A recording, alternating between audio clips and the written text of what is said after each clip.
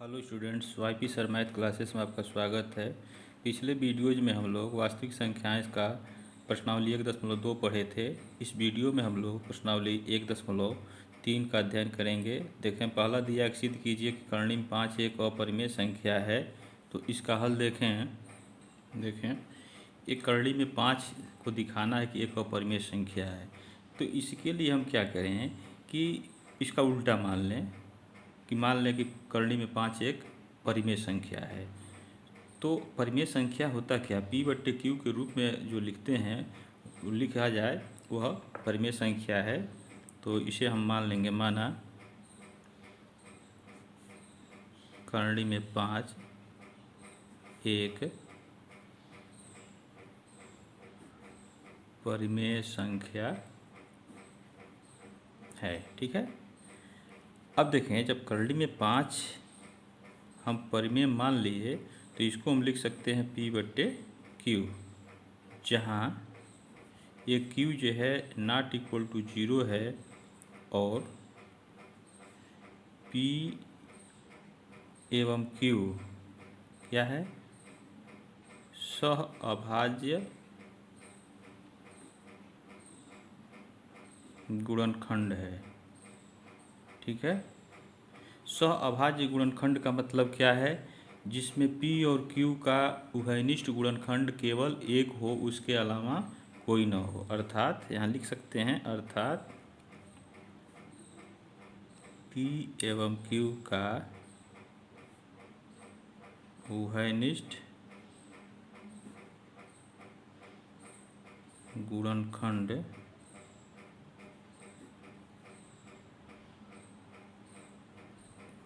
यहाँ 1 है, उभयनिष्ठ गुणनखंड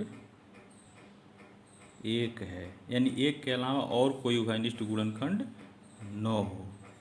अब देखें, अब यह जो चीज दिया है इसी का दोनों तरफ हम वर्ग करें।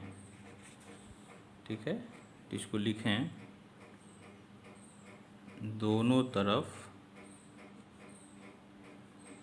वर्ग करने पर, तो वर्ग करेंगे, कर्णी में 5 का वर्ग करेंगे 2 बार तो कर्णी हट जाएगा, 5 हो जाएगा। P का वर्ग P², Q का इस वर्ग Q²। तिर्यक गुणा कर दें तो 5Q² बराबर P² मिलेगा। अब आप देखें, यह जो पद दिया है 5Q², यह 5 से कट जाएगा तो क्या लिखेंगे, चूँकि 5Q² को विभाजित करता है। ठीक है। तो 5Q² को 5 विभाजित करता है तो यह इसके बराबर P² है। तो अगर यह 5 से यह कटेगा तो यह भी 5 से कटेगा, इसलिए 5 जो है क्या करेगा, P² को भी विभाजित करेगा। ठीक है स्टूडेंट, विभाजित या करेगा, लिख लें। अब देखें, यह 5 P को भी विभाजित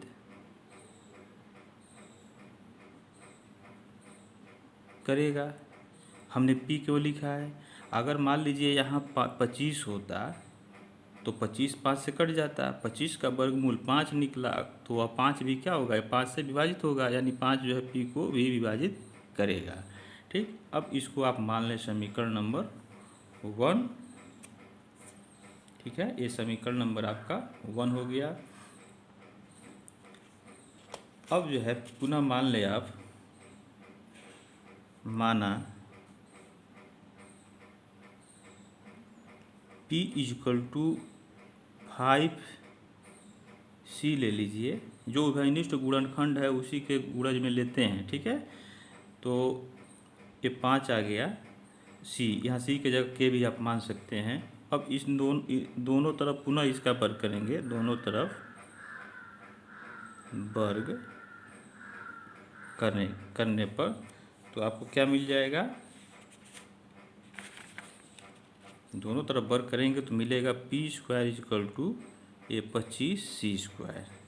अब देखें p² का मान यहाँ से क्या है, आपका 5q² है, तो इसको आप रख देंगे। तो रखेंगे तो क्या मिलेगा, 5q² = 25c²। 5 से काटेंगे तो q² मिलेगा इधर, और इधर आपका हो जाएगा 5c²। अब देखें यह जो पद है 5 से कटेगा तो क्या लिखेंगे, चूँकि 5 जो है 5c² को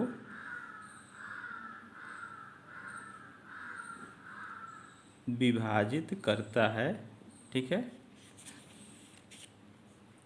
अब देखें 5c² q² के बराबर है, तो अगर यह 5 जो है इसको विभाजित करता है तो इसको भी विभाजित करेगा, इसलिए 5q² को भी विभाजित करेगा, ये लिख दिए हमने। अब उसी प्रकार क्या होगा, अगर यहाँ 25 हो तो 5 से कटा, इसका वर्गमूल ले लें तो पुनः 5 से कटेगा, तो यहाँ लिखेंगे क्या, 5q को भी विभाजित करेगा, ठीक है। इसको आप कह दें 5 जो है q को विभाजित करेगा, यह आपका समीकरण नंबर 2 हो गया। अब आप देखें समीकरण नंबर 1 कह रहा है कि 5 जो है p को विभाजित करता है, और 2 कह रहा है कि 5 जो है q को विभाजित करता है, यानी p और q का दोनों का उभयनिष्ठ गुणनखंड कितना हो गया, 5 हो गया। तो लिखेंगे क्या, यहाँ लिखेंगे समीकरण 1 एवं 2 से क्या मिला, p एवं q का उभयनिष्ठ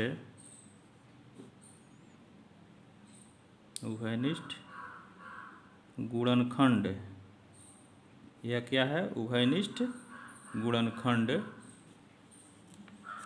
कितना मिला,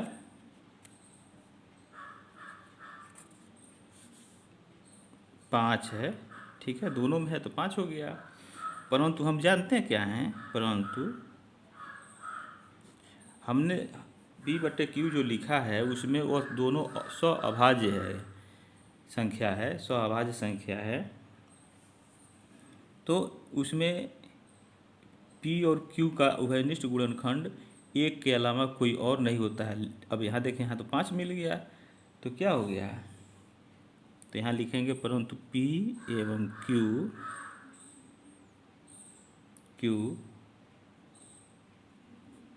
का उभयनिष्ठ गुणनखंड 1 के अलावा अन्य कोई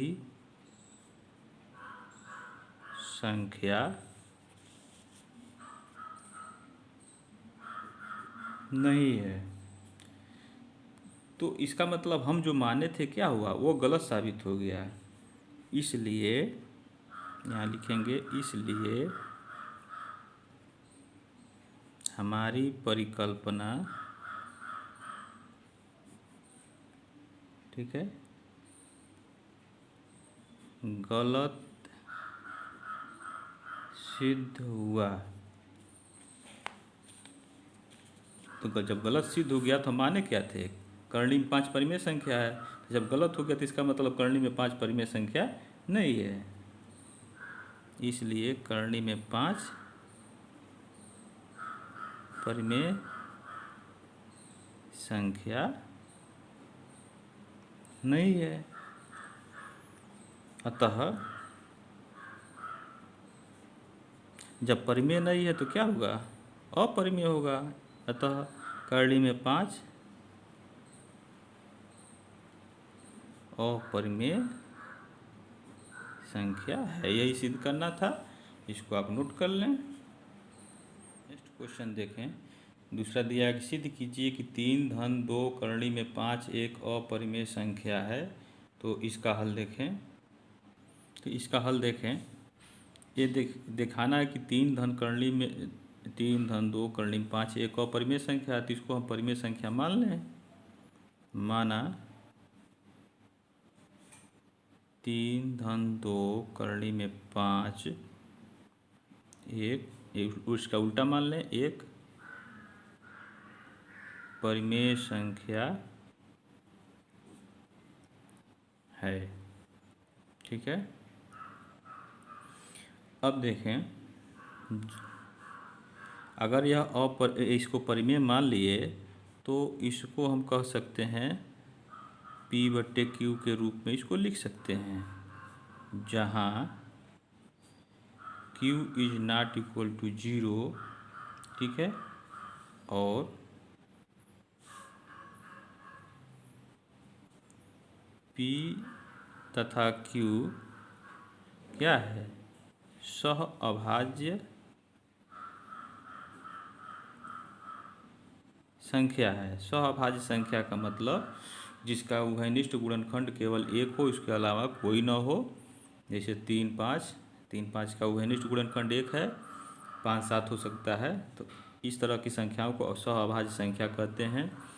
अब इसको लेके चलें, 3 धन 2 करणी में 5 बराबर P/Q दिया है, तो 2 करणी में 5 इधर रहने दें, 3 का पक्षांतर कर लें तो P/Q - 3 हो गया। ठीक है। अब अगला स्टेप हमारा होगा, एक करणी में 5 यहीं रहने दें और 2 से दोनों तरफ भाग कर दें। तो क्या मिलेगा? इधर मिल जाएगा P/2Q और -3/2, यह मिल गया। अब देखें आप, ये P/Q क्या है? परिमेय संख्या है।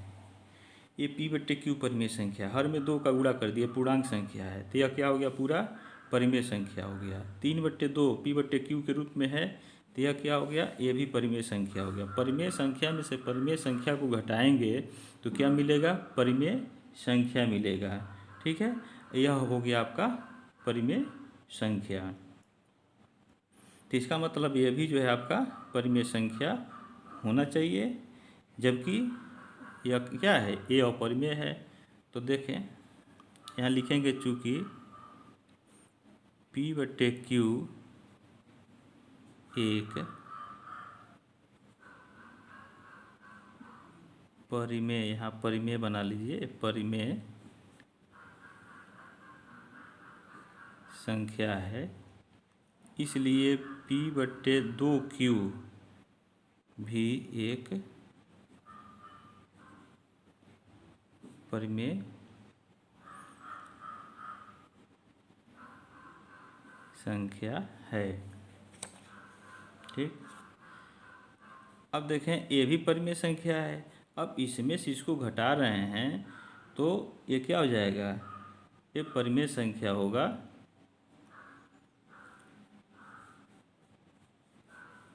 इसलिए P/2Q - 3/2 परिमेय संख्या में से परिमेय संख्या घटा रहे हैं, तो यह क्या मिल जाएगा आपका?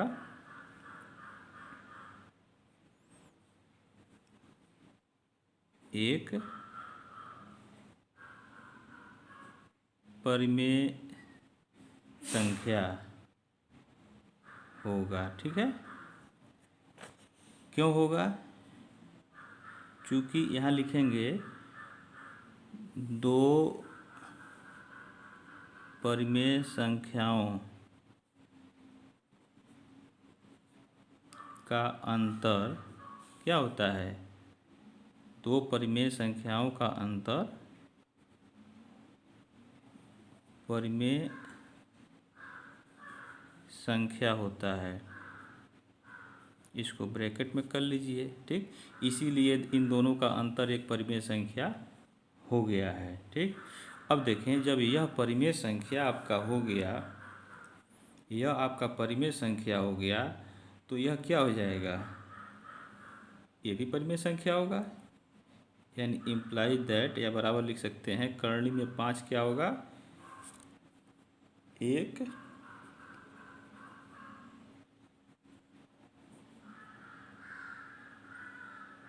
परिमेय संख्या है। अब आप देखें, चूँकि करनी में 5 एक पूर्णांक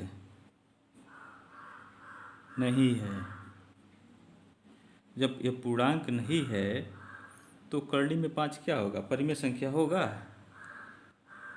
हैं? नहीं होगा।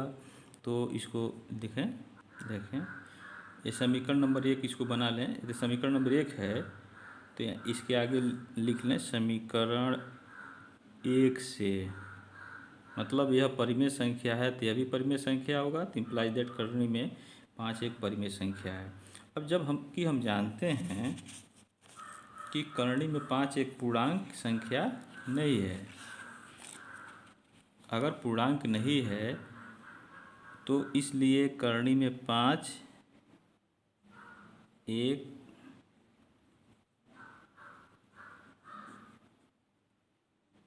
परिमेय संख्या नहीं है। अब विरोध हो रहा कि नहीं? एक प्रूफ किए तो यहाँ आ गया परिमेय संख्या, और हम जो जानते हैं उसके हिसाब से यह परिमेय संख्या नहीं है, तो हम जो माने थे उसका विरोध हो रहा है। तो यह लिखेंगे चूँकि यह विरोधाभास है, यानी विरोध हो रहा, तो इसका मतलब जो हम माने वो सही नहीं है, तो इसलिए करनी में 5 एक परिमेय संख्या नहीं है। अगर परिमेय संख्या नहीं है तो क्या है? तो अब देखें, जब परिमेय संख्या नहीं है तो यह जो है, देखें एक करनी में 5 जो है आपका परिमेय संख्या नहीं है, तो परिमेय संख्या नहीं है तो अपरिमेय हो गया। अब अपरिमेय में 2 का गुणा किए थे भी अपरिमेय हो गया, इसमें परिमेय संख्या जोड़े थे, दोनों मिला करके अपरिमेय संख्या हो गया। तो यहाँ हम लिख सकते हैं अतः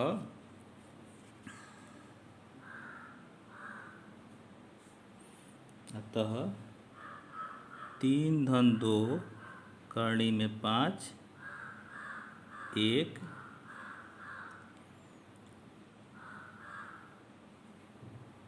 अपरिमेय संख्या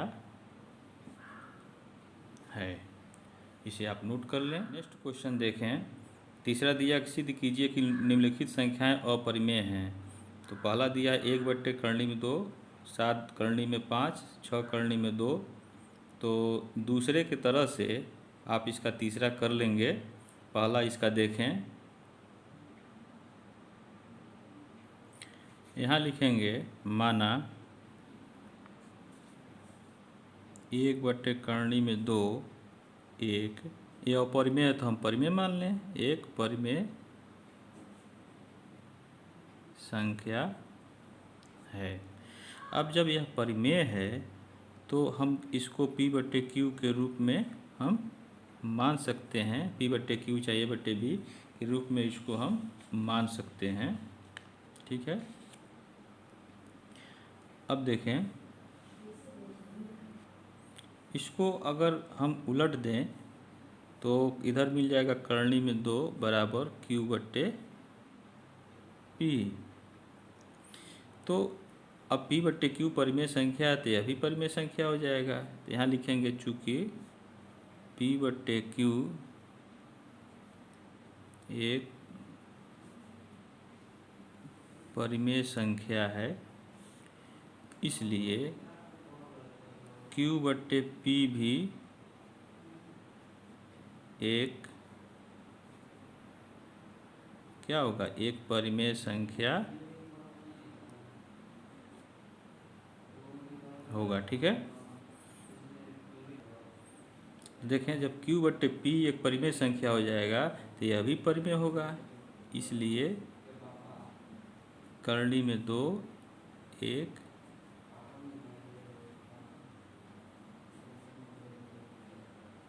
परिमेय संख्या है। कैसे? इसको आप 9 तो 1 कर दें, इसको समीकरण नंबर 1 बना लें तो यहाँ लिख सकते हैं समीकरण 1 से करणी में 2 एक परिमेय संख्या है। अच्छा, परंतु हम जानते क्या हैं, परंतु करणी में 2 एक अपरिमेय संख्या है। ठीक है, देखें ये एक परिमेय संख्या है, अपरिमेय संख्या है, और यहाँ से समीकरण 1 से जो है परिमेय संख्या मिल गया। दोनों क्या कर रहा है, एक दूसरे का विरोध कर रहा है। चूँकि यह विरोधाभास है,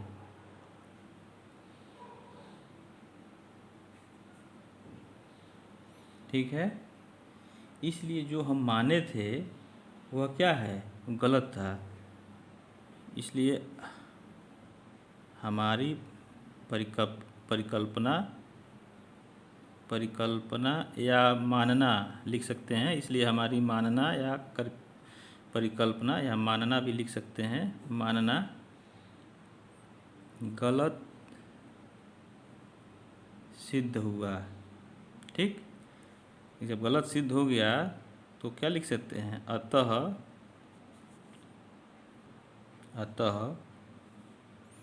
1/करणी में 2 एक परिमेय संख्या नहीं है, अर्थात 1/करणी में 2 एक अपरिमेय संख्या है। तो ये सिद्ध हो गया, इसको आप नोट कर लें। तो ये इसका पहला हो गया। दूसरा जो है 7 करणी में 5 दिया है, तो इसको आप पहले की तरह से हल कर लेंगे। ठीक है, और इसका तीसरा जो है दूसरे की तरह से आप इसको हल कर लेंगे। इस तरह से आपका प्रश्नावली समाप्त होता है। और इसके पिछले वीडियो में एक आपसे प्रश्न पूछा गया था, उसका हल देखें।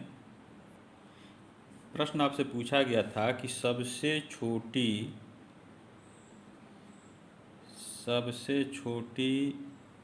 भाज्य संख्या क्या है। तो सबसे छोटी भाज्य संख्या, ये बहुत इम्पॉर्टेंट क्वेश्चन है। इस तरह का परीक्षा में, प्रतियोगिता परीक्षा में प्रायः पूछा जाता है। तो सबसे छोटी भाज्य संख्या आपका 4 होगा। क्या होगा, 4 होगा। ठीक है,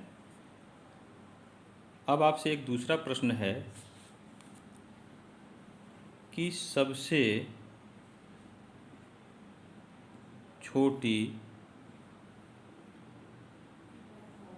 अभाज्य संख्या क्या है। इसका आंसर आप कमेंट बॉक्स में देंगे। और जो स्टूडेंट्स इस चैनल पे नए हैं, इस चैनल को सब्सक्राइब कर लेंगे, बेल आइकन घंटी को प्रेस कर लेंगे, और इस वीडियो को ज़्यादा से ज़्यादा शेयर करें। Thank you very much.